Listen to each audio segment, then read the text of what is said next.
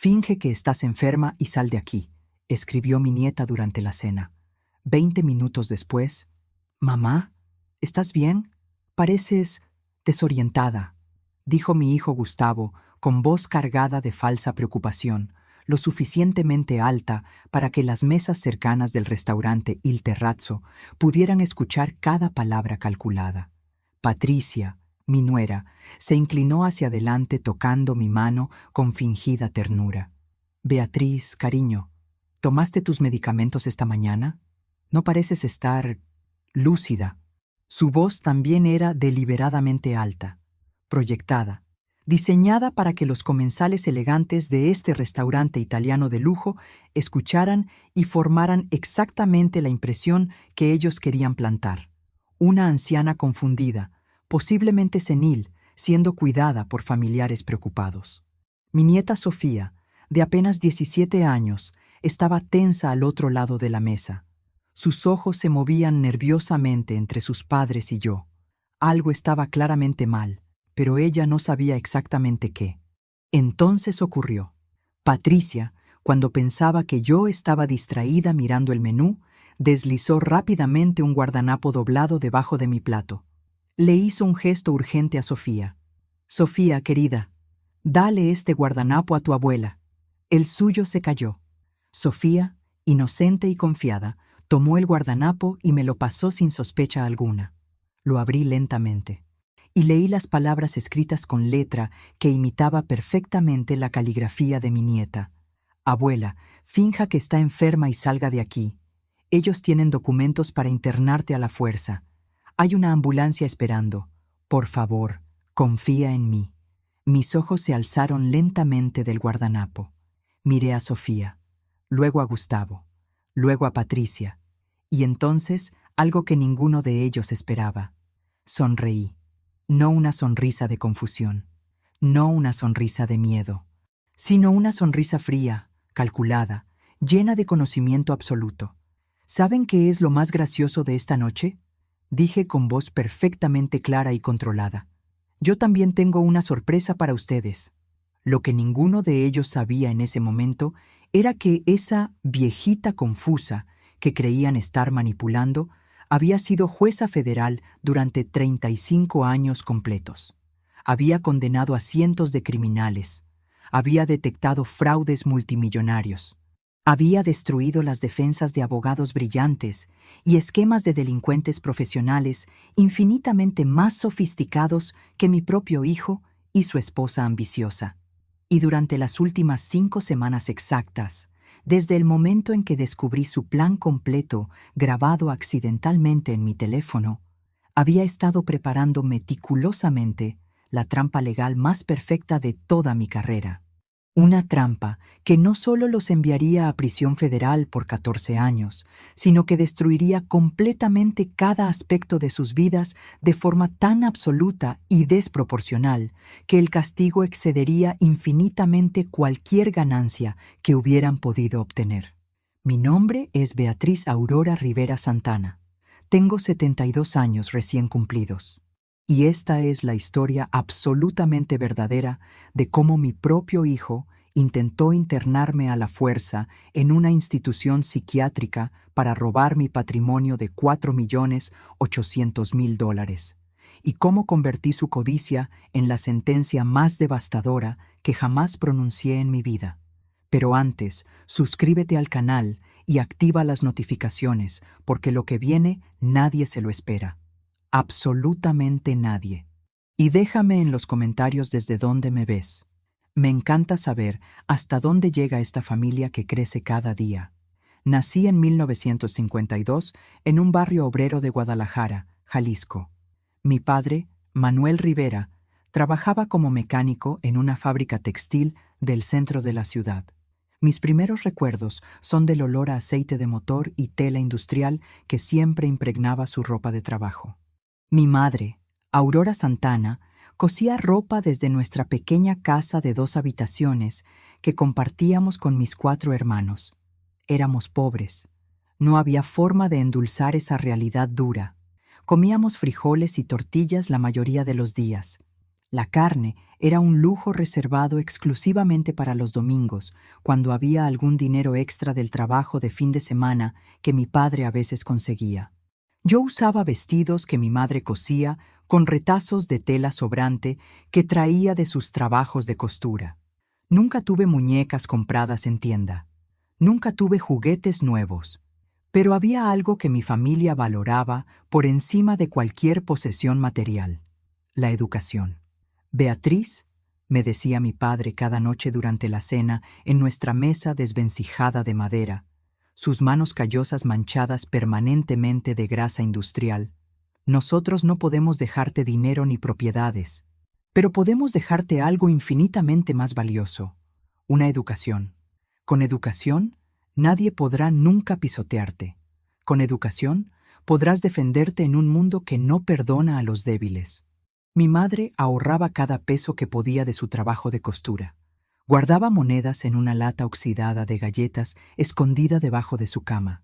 Ese dinero era exclusivamente para mis útiles escolares, mis uniformes, mis libros de texto. Nunca, ni un solo día de mi vida, falté a la escuela. Siempre fui la primera de mi clase en todas las materias sin excepción. Recuerdo con perfecta claridad el día en que me gradué de la preparatoria en 1970. Tenía 18 años. Mi padre lloró abiertamente durante toda la ceremonia, sin vergüenza alguna. Lloró porque yo era la primera persona en toda la historia documentada de nuestra familia extendida en completar la educación preparatoria.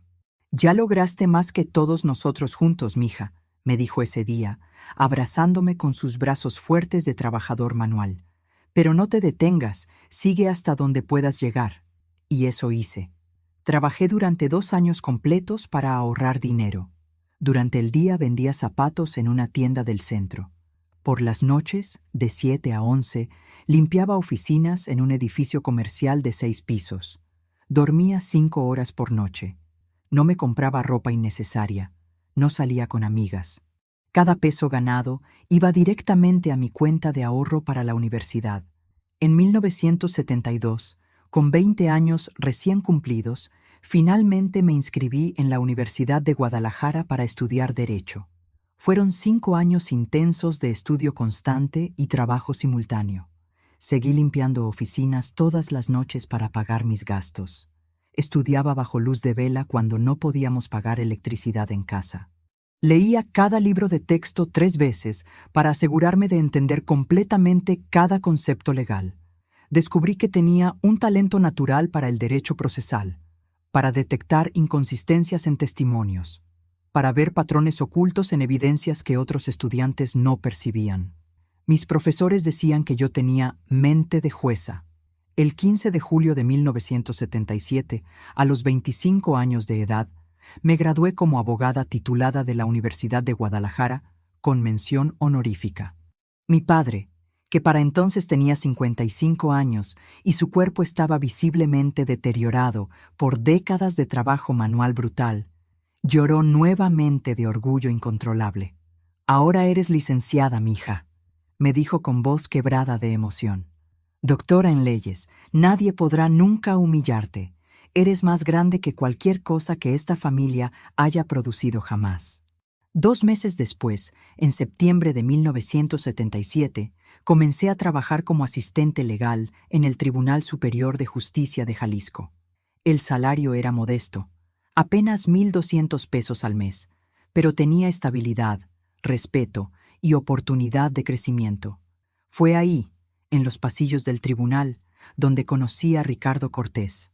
Ricardo era ingeniero civil, tenía 31 años, trabajaba supervisando la construcción de la nueva ala del edificio del tribunal. Era de origen humilde como yo. Su padre había sido agricultor en un pueblo pequeño de Jalisco. Compartíamos los mismos valores fundamentales: trabajo honesto, ambición templada con humildad y desprecio absoluto por la ostentación innecesaria. Nuestro primer encuentro fue en la cafetería del tribunal un martes lluvioso de octubre. Yo estaba leyendo un expediente de caso mientras tomaba café aguado. Él se sentó en la mesa contigua con sus planos de construcción extendidos, bebiendo el mismo café terrible. Disculpe, me dijo con timidez. ¿Usted es la nueva asistente del juez Ramírez? Sí, respondí sin levantar la vista de mi expediente. He escuchado que es la más joven que ha tenido ese puesto, y que resolvió un caso complicado de fraude que llevaba meses estancado. Finalmente lo miré. Tenía ojos honestos, manos callosas de trabajo manual, sonrisa genuina sin pretensión. No fue tan complicado, dije modestamente. Solo requería atención a detalles que otros pasaron por alto. Como este edificio, respondió él señalando los planos. Los arquitectos diseñan cosas hermosas, pero frecuentemente imposibles de construir. Mi trabajo es encontrar los detalles que pasaron por alto antes de que el edificio colapse. Sonreí. Era la primera vez en meses que alguien me hacía sonreír genuinamente. 6 meses después nos casamos en una ceremonia civil sencilla en el juzgado. 40 invitados, sin lujos innecesarios. Luna de miel en un fin de semana en Puerto Vallarta. Todo lo que podíamos permitirnos. Rentamos un departamento pequeño de un dormitorio en la colonia americana. Ricardo seguía trabajando en construcción. Yo continuaba en el tribunal. Y tomamos una decisión conjunta que definiría nuestros próximos 20 años. Ahorraríamos agresivamente. Viviríamos por debajo de nuestras posibilidades. Construiríamos un patrimonio sólido lenta y metódicamente. Durante los siguientes años, vivimos con una disciplina financiera que muchos considerarían extrema. Ahorrábamos 40% de nuestros salarios combinados cada mes sin falta. Cenábamos en casa todas las noches. Nunca restaurantes. Nuestras vacaciones eran visitar a familia, sin costos de hotel. No teníamos televisión a color hasta 1985. No comprábamos ropa nueva a menos que la existente estuviera literalmente deshecha. La gente nos llamaba tacaños. Decían que éramos jóvenes y deberíamos disfrutar la vida. Pero Ricardo y yo sabíamos algo que ellos no entendían. La verdadera riqueza no viene de gastar lo que ganas, sino de multiplicar lo que ahorras. En 1982 logré algo extraordinario. Aprobé el examen para jueza federal. De 1,200 candidatos en todo el país, solo 6 fueron seleccionados ese año. Yo quedé en segundo lugar. Mi salario se triplicó instantáneamente. De 1,200 pesos mensuales pasé a ganar 3,800. Para muchos, ese incremento habría significado un estilo de vida mejorado inmediatamente. Mejor departamento, mejor carro, mejores vacaciones. Nosotros no cambiamos absolutamente nada. Seguimos viviendo en el mismo departamento pequeño. Seguimos cenando frijoles y arroz la mayoría de las noches. El dinero extra iba directamente a inversiones. Beatriz, me decía Ricardo mientras revisábamos nuestras finanzas cada domingo por la noche, estamos construyendo algo que nuestros padres nunca pudieron construir. Libertad, seguridad, un futuro donde nadie pueda nunca amenazarnos económicamente. Tenía razón. En 1987, después de 10 años de matrimonio, compramos nuestra primera casa. 3 habitaciones en un barrio de clase media. Costó 42,000 pesos, el equivalente a 6 años de ahorro meticuloso. Ricardo la renovó personalmente los fines de semana. Yo planté un jardín. Era modesta, pero era nuestra. Durante los siguientes años, la empresa de construcción de Ricardo creció. De empleado pasó a socio minoritario y finalmente a dueño completo en 1995. Comenzó a ganar contratos gubernamentales. Empleó a 20 personas. Nuestra situación financiera mejoró dramáticamente, pero nuestra filosofía nunca cambió. Riqueza silenciosa. Nunca ostentábamos, nunca presumíamos. Mientras nuestros vecinos compraban autos lujosos y tomaban vacaciones a Europa, nosotros reinvertíamos cada peso extra en propiedades comerciales, acciones de empresas sólidas, fondos de inversión conservadores. Para el año 2000, nuestro patrimonio neto era de aproximadamente $800,000, pero vivíamos como si ganáramos una fracción de eso. Era nuestra estrategia deliberada, mantener apariencia modesta mientras construíamos fortaleza financiera invisible. La riqueza que nadie conoce, decía Ricardo, es la riqueza que nadie puede envidiarte ni quitarte. Pero hubo algo que hicimos durante esos años que más tarde lamentaríamos con dolor profundo y devastador. Malcriamos completamente a nuestro único hijo. Gustavo nació en 1976, cuando yo tenía 24 años. Fue un embarazo difícil, un parto traumático de 18 horas que casi me cuesta la vida. Los médicos dijeron que no debería tener más hijos. El riesgo era demasiado alto.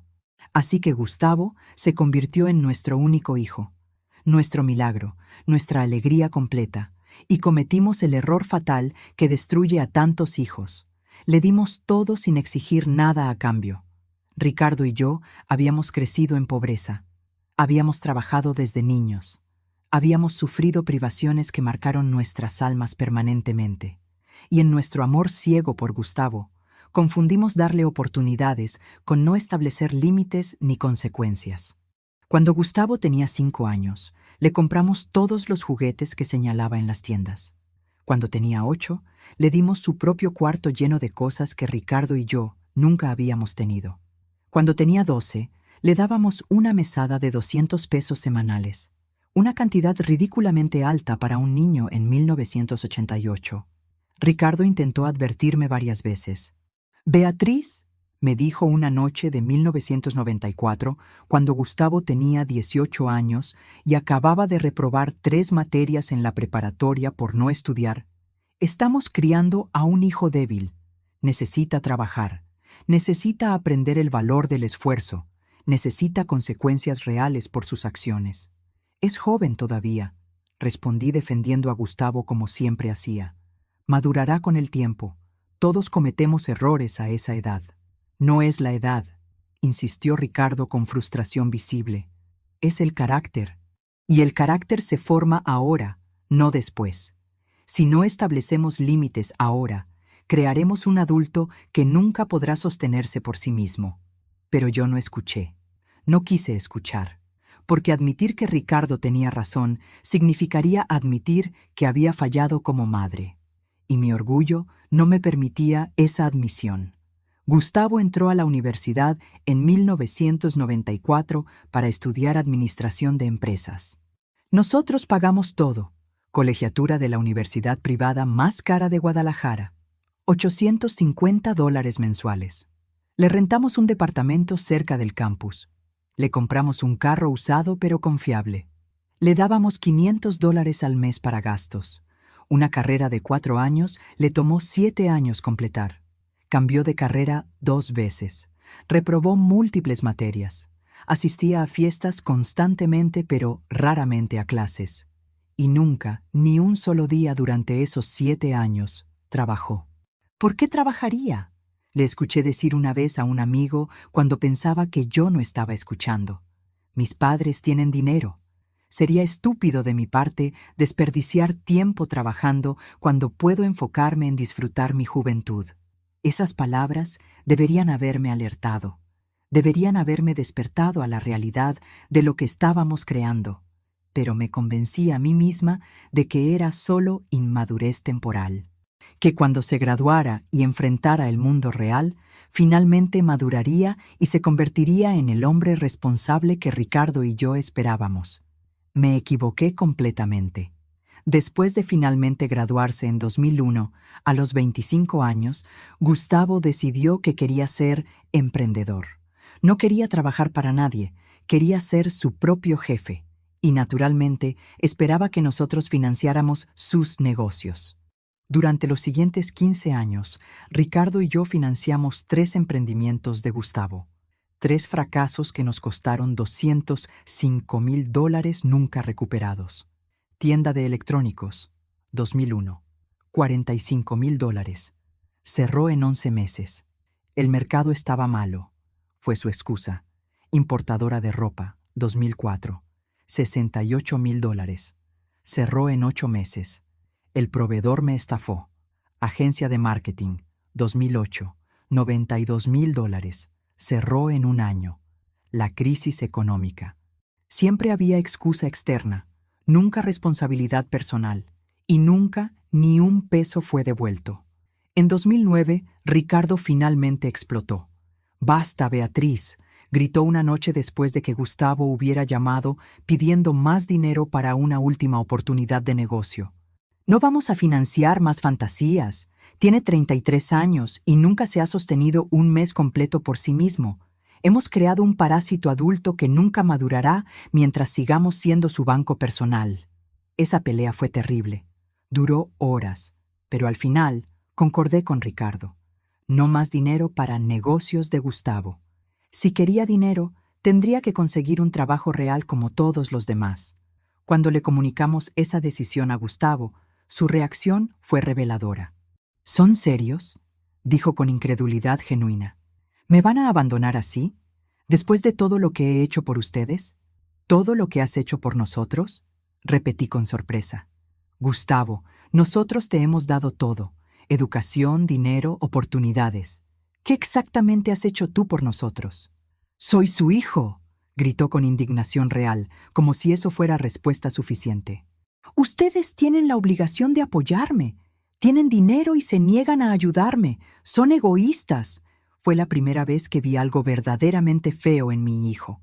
Una crueldad en sus ojos, un sentido de merecimiento tan profundo y distorsionado que genuinamente creía que nuestro dinero era suyo por derecho, no por generosidad. Pero aún así, no corté contacto, porque era mi hijo, y el amor de madre es ciego de formas que la lógica no puede penetrar. Los años entre 2009 y 2017 fueron difíciles con Gustavo. Apenas visitaba excepto cuando necesitaba dinero para emergencias. Siempre había alguna crisis: renta atrasada, carro descompuesto, deuda de tarjeta de crédito. Y yo, a escondidas de Ricardo, le seguía transfiriendo dinero. 5,000 aquí, 10,000 allá, 15,000 para alguna supuesta emergencia médica. Llevaba un registro secreto de cada transferencia en un cuaderno escondido en mi closet. Para 2017, le había prestado un total adicional de $153,000, más allá de los 205,000 de los negocios fallidos. $358,000 totales, ni un peso devuelto, ni siquiera agradecimiento ya para entonces. Y entonces, en agosto de 2017, mi mundo se derrumbó completamente. Ricardo murió. Infarto masivo, sin advertencia previa. Estaba en su oficina revisando planos de construcción cuando simplemente colapsó. Sus empleados llamaron a la ambulancia inmediatamente, pero para cuando llegó al hospital ya era demasiado tarde. Los médicos intentaron reanimarlo durante 40 minutos. Su corazón nunca respondió. Tenía 69 años. Habíamos estado casados 36 años, más de la mitad de mi vida. Me quedé devastada, destrozada de formas que no sabía que era posible sentir. Ricardo había sido mi roca, mi compañero en todo, mi mejor amigo. Y de repente, en un solo día terrible, se había ido para siempre sin ni siquiera oportunidad de despedirnos. El funeral fue una nebulosa borrosa de dolor. Gustavo estaba ahí, llorando aparentemente devastado. Pero apenas 3 días después del entierro, cuando yo todavía no podía levantarme de la cama por el peso del dolor, Gustavo vino a mi habitación. «Mamá», dijo con voz que intentaba sonar gentil, pero tenía un tono urgente. «Necesitamos hablar de asuntos prácticos. Papá tenía seguro de vida, ¿verdad? Necesitas revisar todos los documentos, las pólizas, asegurarte de que estés protegida económicamente». Era una pregunta razonable técnicamente, pero el momento, apenas 3 días después de enterrar a mi esposo, me hizo sentir algo incómodo que no pude identificar completamente entonces. Ricardo sí tenía seguro de vida. $500,000 que recibí 2 meses después. Los invertí conservadoramente y no los toqué. También heredé su parte de la empresa de construcción, que vendía a sus socios por $1,200,000 adicionales, más nuestros ahorros e inversiones acumulados durante décadas de disciplina financiera, aproximadamente $2,800,000. Patrimonio total después de la muerte de Ricardo, $4,500,000, más la casa valuada en $1,200,000. Pero nadie sabía esas cifras exactas, ni siquiera Gustavo. Yo mantenía mis finanzas absolutamente privadas. Durante los siguientes años, entre 2017 y 2024, Gustavo intensificó dramáticamente sus pedidos de dinero. Ya no eran préstamos de 5 o 10,000, eran 20,000, 30,000, 42,000 en un solo pedido en septiembre de 2024. Mamá, son personas peligrosas, me dijo esa vez con voz genuinamente asustada. Si no les pago, van a lastimarme. Por favor, es la última vez. Lo juro. Le transferí los $42,000, porque estaba asustada por él, porque era mi hijo, porque el instinto de madre es proteger sin importar qué. En total, entre 2017 y septiembre de 2024, le presté $561,000 adicionales. Sumados a los 358,000 anteriores, el total era de $919,000, casi $1,000,000, dados a mi hijo durante 20 años, nunca devueltos, y para 2024, ni siquiera agradecidos ya. Simplemente esperados como si fuera mi obligación financiar su vida de adulto de 48 años. Pero todo cambió el 29 de septiembre de 2024. Un domingo aparentemente ordinario que se convertiría en el punto de quiebre absoluto de nuestra relación. Gustavo y su esposa Patricia habían venido a mi casa para cena familiar. Yo estaba en la cocina preparando café después de comer. Ellos estaban en la sala. Yo había dejado mi teléfono en la mesa de la sala y sin darme cuenta, el app de grabación de voz estaba activo. Un error técnico que se convertiría en el descubrimiento más devastador de mi vida. Cuando regresé a la sala para buscar mi teléfono, escuché voces tensas. Me detuve en el corredor sin entrar, escuchando. «Ya son 340,000 con Raúl», susurraba Patricia con urgencia apenas contenida. «Dijo que tenemos hasta el 20. «Ya sé», respondió Gustavo con frustración. «¿Crees que no sé? 20 de octubre. 3 semanas. Después de eso dijo que...» «Sé lo que dijo. Entonces, ¿qué vamos a hacer? Porque la solución está sentada en esa cocina comiendo nuestro dinero cada día». Mi corazón se detuvo. Me quedé completamente inmóvil en el corredor, conteniendo la respiración. «Ya intenté todo», dijo Gustavo. «No vende la casa, no me da acceso a sus cuentas. Cambió las cerraduras después del incidente del gas. Porque eres demasiado suave. Necesitas ser más directo». «¿Más directo cómo?» «Como discutimos. El plan». Hubo una pausa. Podía casi sentir la tensión desde el corredor. «No sé si puedo», comenzó Gustavo con voz vacilante. «Entonces Raúl va a romper tus piernas», interrumpió Patricia fríamente. «Literalmente. Y luego vendrá por mí. ¿Quieres eso?» «No. Tiene 72 años. No necesita casi $5 millones. Nosotros sí. Ahora», casi grité. Me tapé la boca con la mano para contener el sonido. ¿Cómo sabían la cantidad exacta de mi patrimonio? ¿Pero cómo?, preguntó Gustavo. Si hago algo obviamente sospechoso. Por eso el plan del Il Terrazzo, día 24. Explícame otra vez. Ya hablé con el doctor Méndez. Va a estar ahí. ¿Realmente va a firmar? Por 15,000 firma lo que sea. Ya lo confirmé. ¿Y si ella reacciona? Por eso le decimos que es cena de cumpleaños. Sofía estará ahí, lugar público. Tu madre no hará escándalo frente a su nieta. ¿Y luego? Durante la cena, tú y yo empezamos a comentar que está confusa. Alto, para que otras mesas escuchen. Va a darse cuenta. No importa, Sofía va a entregar el guardanapo. ¿Le dijiste a Sofía? Patricia rió, una risa cruel que me heló la sangre. Claro que no, idiota. Sofía va a pensar que está salvando a su abuela. ¿Cómo? Voy a escribir nota en el guardanapo como si fuera de Sofía. Imitaré su letra. Tu madre va a leer. Abuela, finge estar enferma y sal de aquí, etc. ¿Y entonces? Cuando intente salir enferma, el doctor Méndez estará ahí, psiquiatra que casualmente cena en el restaurante. Testifica que está desorientada, paranoica. ¿Y después? Ambulancia esperando. Internación involuntaria 72 horas para evaluación. Méndez firma certificado de demencia senil avanzada. Va a salir en 72 horas. No si tú ya tienes poder legal de emergencia firmado por juez, incapacidad mental. Tú tomas tutela legal completa. Va a contestar. ¿Con qué dinero? Congela sus cuentas primero como tutor legal. El juez de familia ya está acordado. Colega de Méndez. ¿Cuánto va a costar?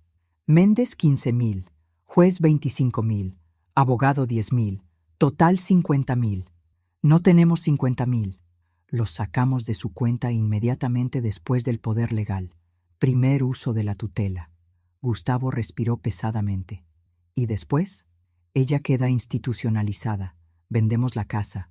Accedemos a inversiones. Pagamos a Raúl. Nos quedan como 4 millones. ¿Y Sofía? Va a saber que fue trampa. Sofía tiene 17 años. No puede hacer nada legalmente. Y tú eres el padre. ¿A quién van a creer?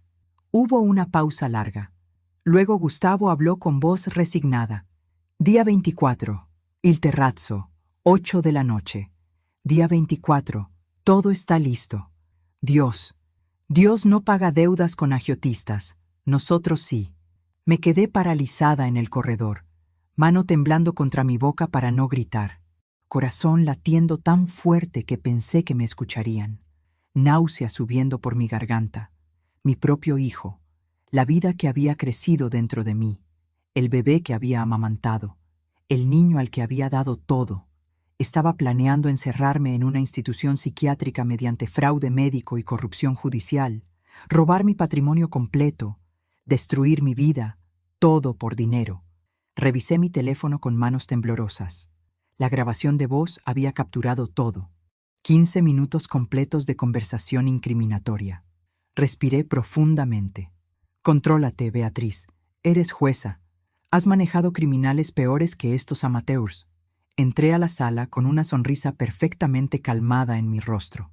El café está listo, dije con voz alegre y normal. Pasé el resto de esa tarde actuando perfectamente normal. Serví café.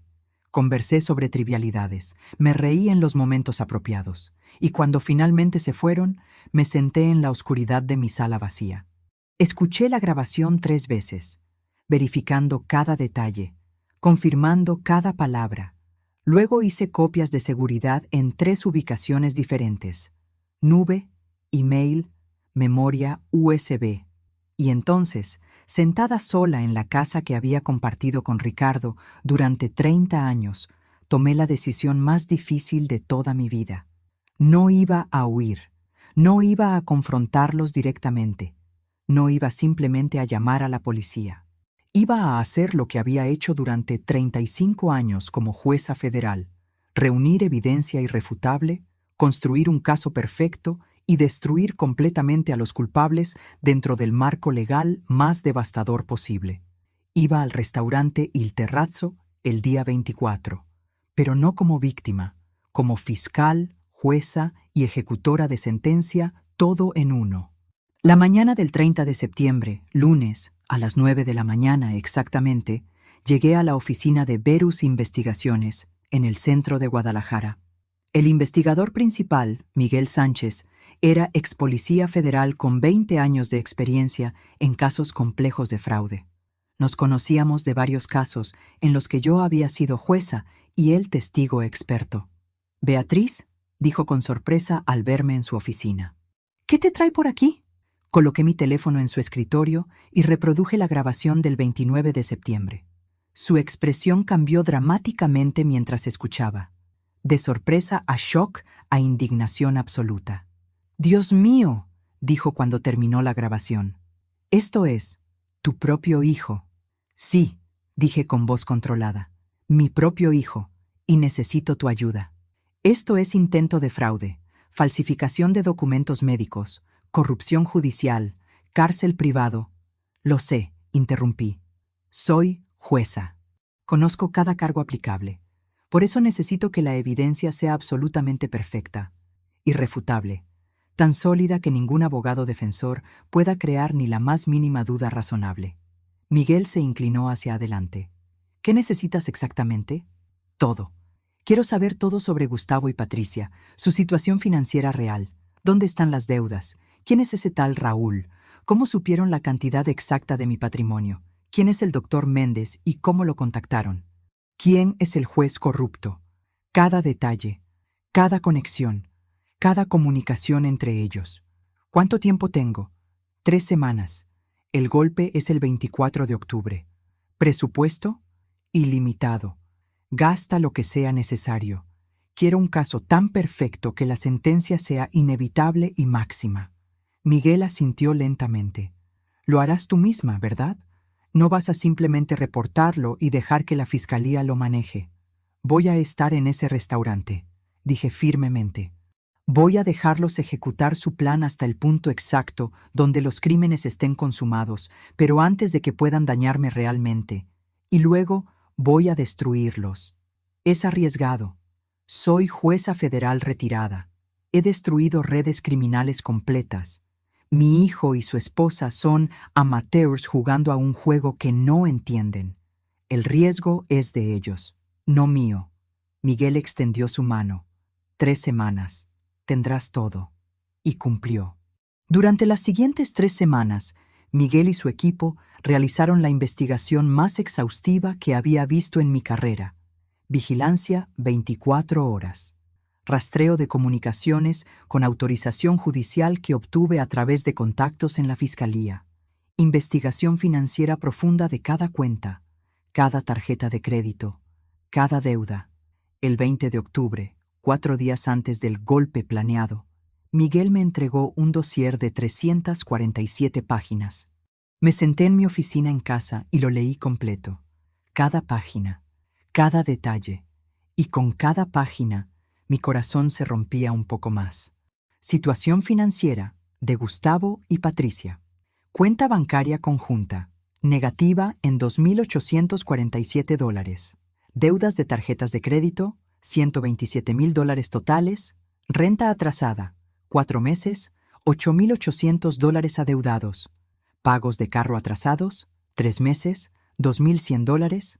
Aviso de desalojo recibido, 15 de septiembre. Múltiples procesos judiciales de ejecución de deudas en progreso. La deuda con Raúl Domínguez Vega. Agiota. Profesional con ficha criminal. Extorsión, amenazas, asociación delictiva. Deuda original, $50,000 prestados en enero 2024. Tasa de interés, 15% mensual compuesto. Total acumulado a octubre, $340,000. Origen de deuda. Gustavo perdió $85,000 en casino clandestino. La fortuna entre enero y marzo. Aceptó préstamo de Raúl para recuperarse. Perdió todo. Amenazas documentadas, mensajes explícitos de violencia física. Si no, paga antes del 20 de octubre. Dr. Fernando Méndez. Psiquiatra, 51 años. Clínica privada. 7 denuncias previas de certificados médicos falsos, todas archivadas por falta de evidencia. Contactado por Patricia el 15 de septiembre. Precio acordado, $15,000 por certificado falso de demencia senil. Email recuperado. Haré el trabajo. Pago por adelantado vía transferencia. Juez Armando Ruiz. Juez de juzgado familiar. Compañero de universidad de Dr. Méndez. 3 investigaciones de ética previas, todas archivadas. Precio para firma de poder legal fraudulento, $25,000. El reporte incluía grabaciones de 14 conversaciones entre Gustavo y Patricia, 5 conversaciones entre Patricia y Dr. Méndez, screenshots de mensajes de amenaza de Raúl, evidencia de los pagos de soborno planeados, conexiones completas entre todos los cómplices. Era perfecto. Era irrefutable, era devastador, y era sobre mi propio hijo. Esa noche lloré por última vez. Lloré por el hijo que había imaginado tener, por el hijo que Ricardo y yo habíamos intentado criar, por el niño inocente que había sido y el criminal en que se había convertido. Pero cuando amaneció el 21 de octubre, no quedaban más lágrimas, solo determinación fría y absoluta. Contacté a mi amiga de 40 años, la doctora Elena Vargas, abogada especialista en Derecho Penal. Elena, necesito que estés en el restaurante Il Terrazzo el 24 de octubre a las 8 de la noche. ¿Qué está pasando? Le mostré todo. La grabación, el reporte de investigación, el plan completo. Se quedó en shock silencioso durante varios minutos. Luego habló con voz temblorosa. Beatriz, tu propio hijo. Lo sé, y voy a destruirlo legalmente. ¿Estarás ahí? Por supuesto, hasta el final. Contacté al licenciado Javier Ortiz, notario público y colega retirado del tribunal. Javier, necesito documentación notarizada en tiempo real de eventos que ocurrirán el 24. Le expliqué todo. Su reacción fue similar a la de Elena: shock, incredulidad y finalmente indignación. Cuenta conmigo, Beatriz. Ese bastardo va a pagar.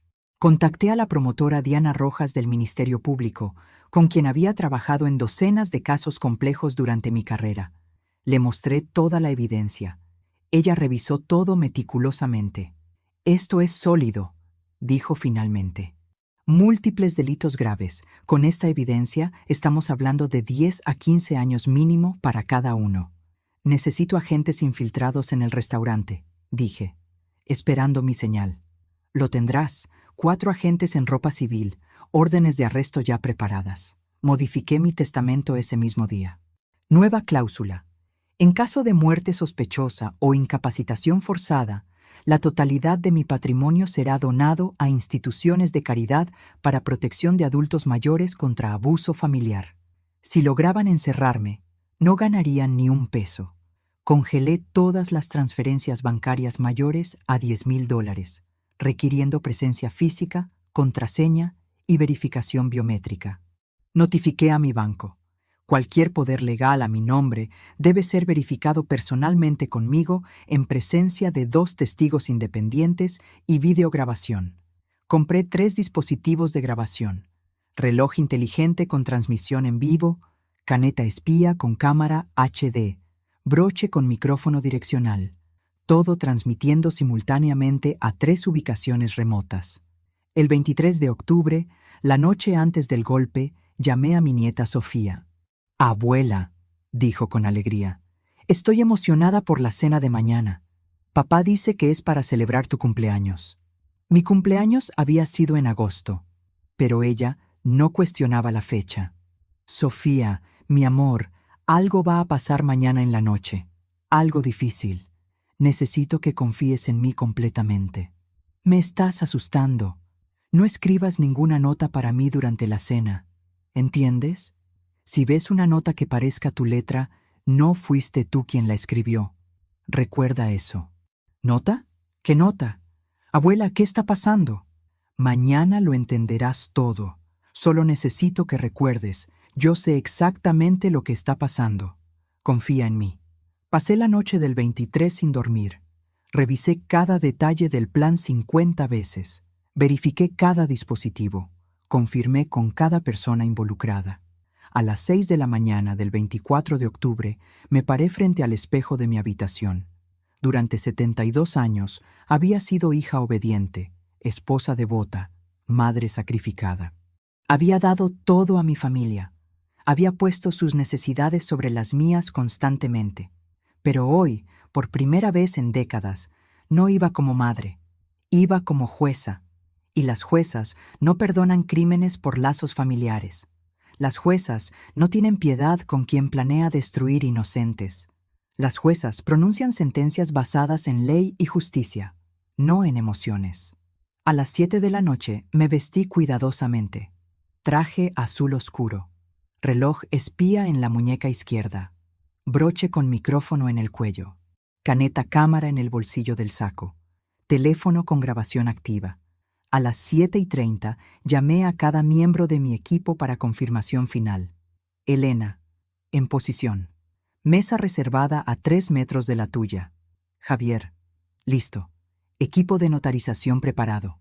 Miguel, todos los dispositivos funcionando. Transmisión activa. Diana, 4 agentes posicionados. Órdenes de arresto firmadas. Esperando tu señal. A las 7:45 conduje hasta el restaurante Il Terrazzo. Manos perfectamente estables en el volante. Respiración controlada. Mente clara y fría. Llegué a las 7:50. El restaurante era exactamente como me lo habían descrito. Elegante, iluminación tenue, música italiana suave de fondo. Identifiqué inmediatamente a mi equipo. Elena y Javier en la mesa 7, fingiendo ser pareja en cita romántica. Miguel en el bar, vestido como empresario tomando copa de vino solo. 2 agentes disfrazados como pareja en la mesa 10. Un agente como garzón. Un agente como cliente solitario leyendo periódico en la barra. Y en la mesa 3, solo, un hombre de 50 años con barba gris y traje caro.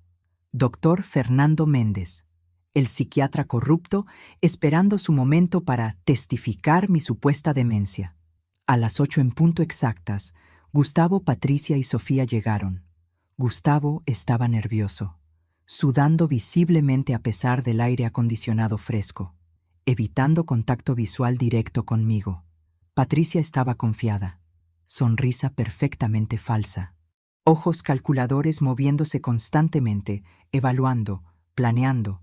Sofía estaba confundida pero feliz de verme. Nos sentamos, pedimos, llegaron las entradas y comenzó la actuación.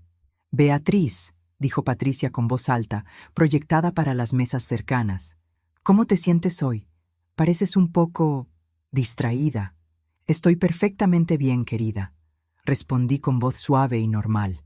«Mamá», intervino Gustavo también con voz elevada. «¿Tomaste tus medicamentos esta mañana?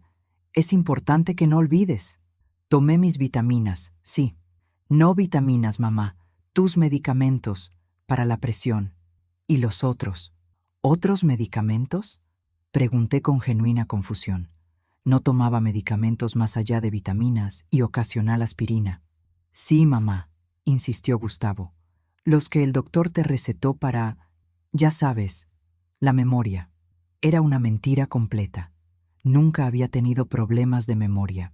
Nunca había tomado medicamentos para eso, pero estaba estableciendo narrativa falsa para los testigos circundantes. «No sé de qué medicamentos hablas, Gustavo». Patricia y Gustavo intercambiaron miradas de preocupación exagerada. «¿Ves?», dijo Patricia a Gustavo, pero lo suficientemente alto para que mesa 7, Elena y Javier, escucharan. «No recuerda ni siquiera los medicamentos. Está empeorando». El mesero trajo los platos principales. Yo había ordenado salmón a la parrilla. El mesero colocó el plato frente a mí. Patricia inmediatamente intervino. «Beatriz, ordenaste pollo, ¿recuerdas? El salmón es de Gustavo». Era mentira. Yo había ordenado salmón claramente, pero estaba creando evidencia de mi supuesta confusión. «No», dije firmemente. «Ordené salmón. Estoy segura». «Mamá», dijo Gustavo con tono paciente que uno usa con niños pequeños. «Acabas de ordenar pollo hace 10 minutos». El mesero lo escuchó. El mesero, quien no era parte de su conspiración, se veía confundido. «Señora, usted ordenó salmón», confirmó. Gustavo le lanzó una mirada de irritación al mesero. «Está bien, déjelo así. Ella puede comer lo que quiera». Otro intercambio de miradas preocupadas entre Gustavo y Patricia. A las 8:30 llegó el momento clave. «Sofía, querida», dijo Patricia repentinamente, «ve al baño, por favor». «No necesito ir. Ve, ahora». El tono no admitía discusión.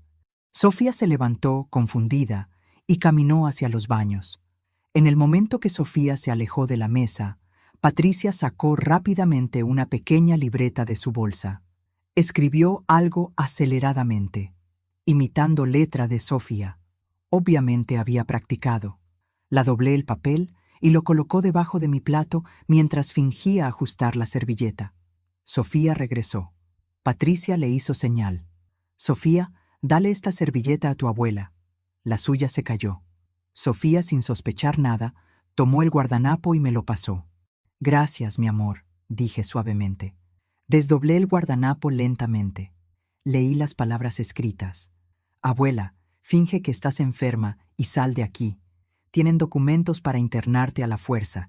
Hay ambulancia esperando afuera. Por favor, sale ahora». Levanté mis ojos lentamente del guardanapo. Miré a Sofía. Su expresión era de confusión genuina. Claramente no sabía nada sobre esta nota. Miré a Gustavo.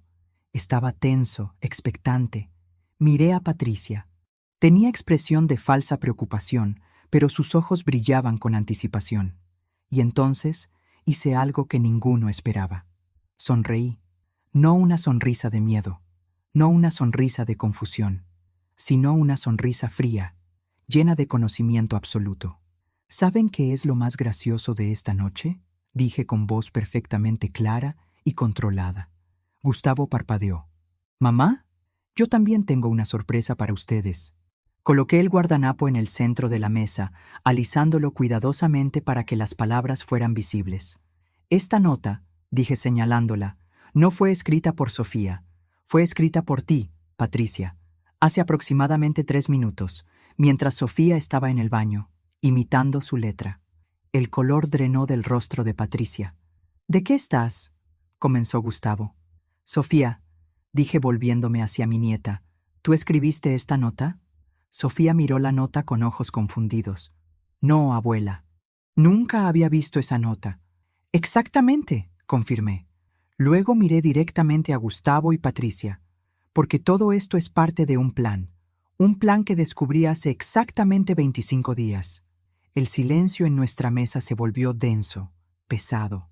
«No sé de qué hablas», dijo Patricia, pero su voz temblaba ligeramente. Levanté mi muñeca izquierda, mostrando mi reloj. Este no es un reloj ordinario. Es un dispositivo de grabación con transmisión en vivo. Ha estado grabando y transmitiendo cada palabra, cada gesto de esta cena durante la última hora. Los ojos de Gustavo se abrieron con shock. Saqué la caneta de mi bolsillo. Esto no es una caneta ordinaria. Es una cámara de alta definición. Filmó a Patricia escribiendo esa nota falsa. Filmó a Sofía sin saber nada al respecto. Toqué mi broche en el cuello. Y esto es un micrófono direccional. Captó cada susurro entre ustedes. «Mamá, esto es», comenzó Gustavo. «El 29 de septiembre», lo interrumpí con voz firme y clara. «Domingo, 5 de la tarde, ustedes estaban en mi sala. Pensaron que estaban solos. Mi teléfono, que había dejado en la mesa, estaba grabando accidentalmente. Capturó 15 minutos completos de conversación». El rostro de Gustavo se puso gris ceniza. «Patricia», continué implacablemente, «dijiste, ya son 340,000 con Raúl. Dijo que tenemos hasta el 20». Los ojos de Patricia se abrieron con terror absoluto. «Gustavo», respondiste, «ya sé, ¿crees que no sé?». Luego planearon exactamente esto, la cena de hoy, la nota falsa, el doctor Méndez.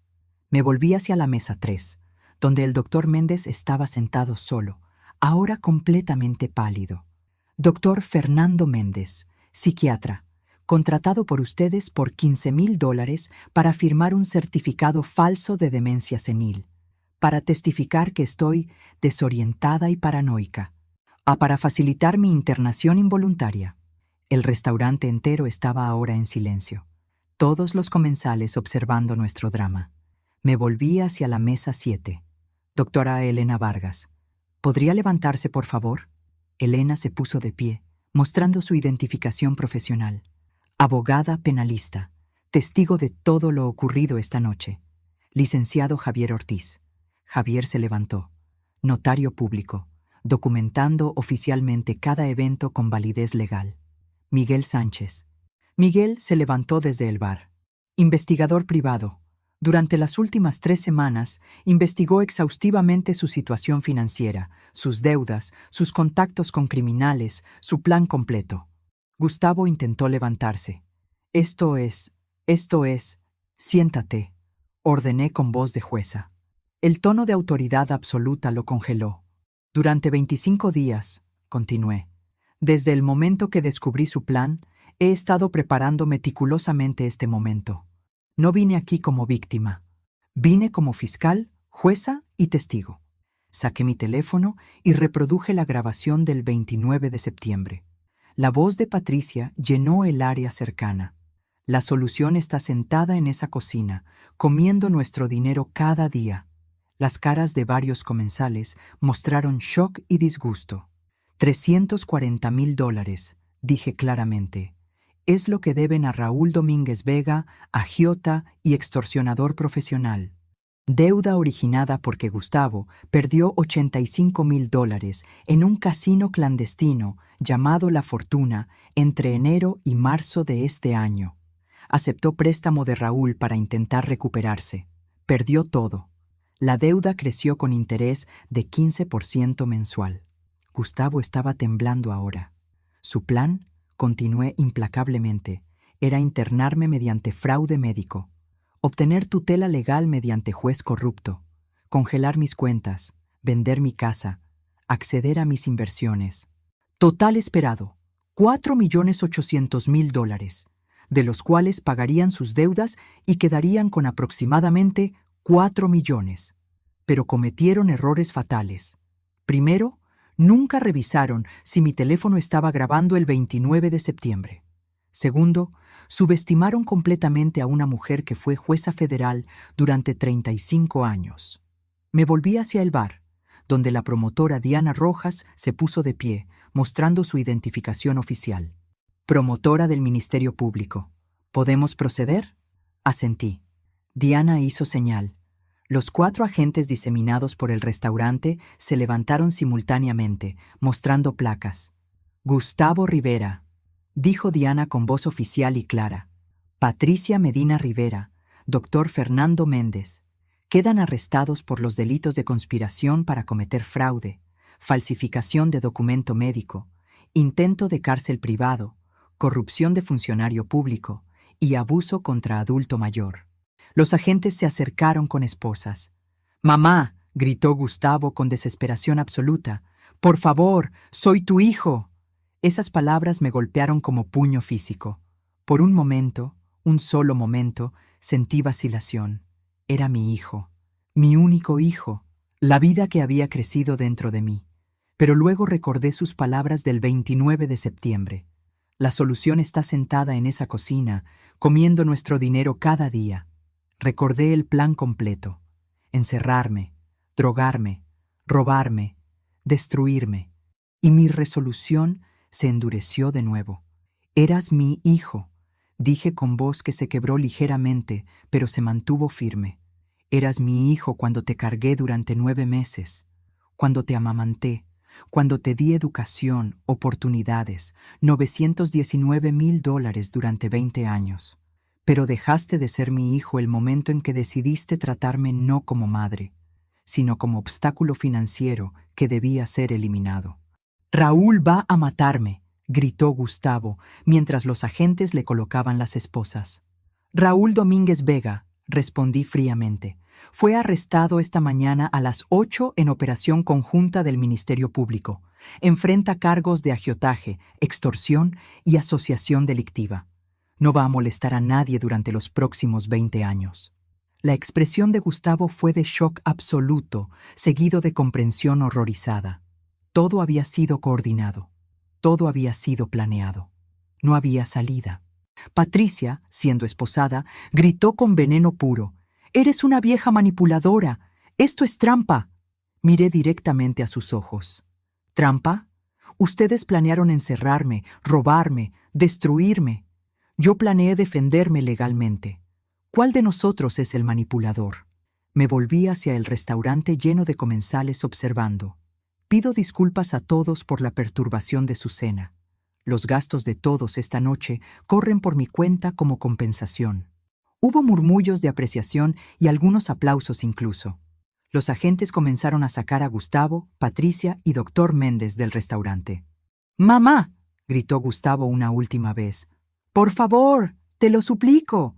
Me quedé sentada, manos cruzadas sobre la mesa, espalda recta, expresión controlada. No respondí, no volteé a ver, y entonces se fueron, arrestados, esposados, destruidos. Sofía estaba llorando silenciosamente a mi lado. La abracé. «Tú no sabías nada, mi amor. Nunca dudé de ti. Abuela, mi papá, él realmente iba a...». «Sí», confirmé suavemente, «pero ya terminó. Estás a salvo. Yo estoy a salvo». Elena se sentó a mi lado, tomando mi mano. «Acabó, Beatriz». «No», respondí quietly. «Ahora comienza el juicio». Y así fue. Durante los siguientes 3 meses, el caso procedió con velocidad inusual debido a la abrumadora evidencia irrefutable. La investigación de Miguel había producido dossier de 347 páginas, documentando cada aspecto del crimen planeado. Las grabaciones, tanto la del 29 de septiembre como las del 24 de octubre, eran de claridad perfecta.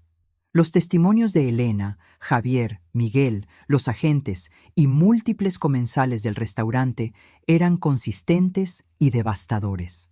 Gustavo y Patricia fueron asignados defensores públicos porque no tenían dinero para abogados privados. Yo me negué a pagar defensa legal para ellos. Intentaron la estrategia predecible de volverse uno contra el otro. Gustavo declaró: «Fue idea de ella. Patricia me manipuló. Yo nunca habría hecho esto solo». Patricia respondió: «Fue idea de él. Yo solo ayudé porque es mi esposo». Ambos argumentos fueron destruidos por las grabaciones que mostraban claramente participación activa y entusiasta de ambos. El juicio comenzó el 15 de enero de 2025. Duró 4 días. Yo asistí cada día, sentada en la galería, postura erecta, sin emoción visible en mi rostro. Gustavo intentaba hacer contacto visual. Yo miraba directamente a través de él como si fuera invisible. En mi testimonio, la promotora preguntó: «Señora Rivera, ¿cómo se sintió al descubrir el plan de su hijo?». Tomé respiración profunda, como si alguien hubiera arrancado mi corazón directamente de mi pecho. Durante 48 años fui su madre. Le di todo: educación, oportunidades, amor incondicional. $919,000 durante 20 años. Y descubrir que planeaba destruirme, no por necesidad desesperada, sino por codicia pura, fue devastación que no puedo describir adecuadamente con palabras. ¿Hay alguna parte de usted que quiere perdonarlo? Pausa larga. El tribunal completo en silencio. Hay una madre dentro de mí, dije finalmente con voz quebrada, que grita para perdonar, que busca desesperadamente excusas, que quiere creer que hay bondad escondida todavía. Pero hay una jueza dentro de mí que sabe algo fundamental. Compasión sin consecuencia no es bondad. Es debilidad que crea monstruos. Ya cometí ese error criándolos sin límites adecuados. No cometeré ese error de nuevo, permitiendo que escape consecuencias de sus crímenes. El jurado deliberó 3 horas. Veredicto unánime: culpables en todos los cargos. La sentencia fue pronunciada el 25 de enero por la jueza presidente. Gustavo Rivera, 14 años de prisión federal. Patricia Medina Rivera, 14 años de prisión federal. Dr. Fernando Méndez, 18 años de prisión federal más revocación permanente de licencia médica. El juez Armando Ruiz, el juez familiar corrupto que había planeado firmar el poder legal fraudulento, recibió sentencia separada, 20 años más de destitución permanente. Cuando pronunciaron la sentencia de Gustavo, él gritó: «Mamá, 14 años, haz algo». Me levanté lentamente. Lo miré directamente por primera vez en semanas. Y pronuncié mis últimas palabras para él. «Si querías mi intervención, debiste haberme tratado como madre, no como víctima de robo. Cosechas lo que siembras, y sembraste traición. Ahora cosecha justicia». Me volteé y salí del tribunal sin mirar atrás. Las consecuencias fueron más allá de prisión. Su casa alquilada fue ejecutada. Pertenencias vendidas en subasta por deudas. Crédito destruido permanentemente. La historia se volvió noticia nacional. Hijo y nuera intentan internar a jueza retirada para robar herencia. Sentenciados a 14 años. Sus caras, Gustavo y Patricia esposados, aparecieron en periódicos por todo el país. Familia extendida cortó contacto completamente. Amigos desaparecieron. La madre de Patricia dio entrevista. «No reconozco a mi hija en este monstruo». El costo total versus ganancia potencial fue infinitamente desproporcionado. Querían $4,800,000. Obtuvieron 14 años de prisión, ruina financiera completa, destrucción de reputación, pérdida de familia y futuro destruido. Durante las primeras semanas después de la sentencia, Gustavo me escribió cartas desde prisión. 47 cartas en total. Las devolví todas sin abrir. Su abogado me contactó. Su hijo busca reconciliación. Mi respuesta fue breve. Dígale que morí. No hubo perdón, pero tampoco hubo odio consumidor. Simplemente seguí adelante. Gustavo dejó de existir para mí, no como acto de venganza, sino como acto de autopreservación. Un mes después de la sentencia, tomé decisiones transformadoras sobre mi vida. Vendí la casa grande que había compartido con Ricardo por $1.200.000. Demasiadas memorias, demasiado dolor asociado. Compré departamento moderno de 2 habitaciones en barrio vibrante de Guadalajara, vista al parque, luminoso, minimalista, nuevo comienzo. Y creé la Fundación Ricardo Rivera, protección al adulto mayor. Doné $1 millón iniciales. La fundación ofrece servicios gratuitos a adultos mayores, víctimas de abuso familiar, abogados especializados, investigadores privados, refugio temporal, línea directa 24 horas para denuncias. Comencé a dar conferencias en universidades sobre señales de abuso financiero contra adultos mayores. Aparecí en programas de televisión. Me convertí en portavoz nacional de derechos de los ancianos. El abuso de adultos mayores por familia es epidemia silenciosa, dije en una entrevista ampliamente vista. Ocurre detrás de puertas cerradas. Las víctimas sienten vergüenza de denunciar a sus propios hijos, pero el silencio solo permite que el abuso continúe. Mi mensaje es simple. Familia que abusa no es familia, y deben enfrentar consecuencias. Mi relación con Sofía se profundizó hermosamente. Ella ahora tiene 18 años. Vive medio tiempo conmigo. Estoy pagando su universidad. Estudia Derecho, inspirada por mi historia, para ayudar a otros que no pueden defenderse solos. Viajo regularmente con Elena. Italia, España, Argentina, descubriendo partes del mundo que siempre quise ver, pero nunca me permití disfrutar. Tomé clases de pintura y descubrí pasión que nunca supe que tenía. Mis acuarelas ahora decoran mi departamento. Me uní a grupo de lectura semanal. Hago voluntariado en refugio para mujeres víctimas de violencia doméstica. Visito la tumba de Ricardo mensalmente. Tenías razón, le digo cada vez. Sobre Gustavo, sobre todo. Desearía haberte escuchado, pero estoy bien ahora. Finalmente estoy libre. Y es verdad, por primera vez en décadas, siento libertad genuina, libertad de expectativas, libertad de obligaciones hacia hijo ingrato, libertad de vivir para mí misma. Gustavo cumplirá 62 años cuando salga de prisión. Yo tendré 86 si sigo viva. No tengo planes de estar esperándolo. No tengo planes de reconciliación. No tengo planes que lo incluyan en absoluto. Algunas personas dicen que soy cruel, que como madre debería perdonar. Mi respuesta es simple. Perdón no es obligación. Es regalo que se gana, no se exige. Y planear destruirme no es error que merece perdón. Es traición que merece exactamente las consecuencias que recibió. ¿Hay parte de mí que todavía duele? Por supuesto, él fue mi hijo. Ese amor maternal nunca desaparece completamente. Pero amor no significa aceptar abuso. Amor no significa permitir crímenes sin consecuencia. A veces, el acto más amoroso que podemos hacer, por nosotros mismos y por quien nos lastimó, es establecer límites absolutos y mantenerlos sin vacilación. Ahora, volviendo a ustedes que me escuchan, les pregunto algo. ¿El perdón tiene límites? ¿Hay crímenes familiares que son imperdonables? ¿O todo hijo merece segunda oportunidad sin importar qué haya hecho? ¿Ustedes qué harían en mi posición? ¿Perdonarían a un hijo que planeó encerrarlos y robarlos? ¿O harían exactamente lo que hice yo? Déjenme saber en los comentarios.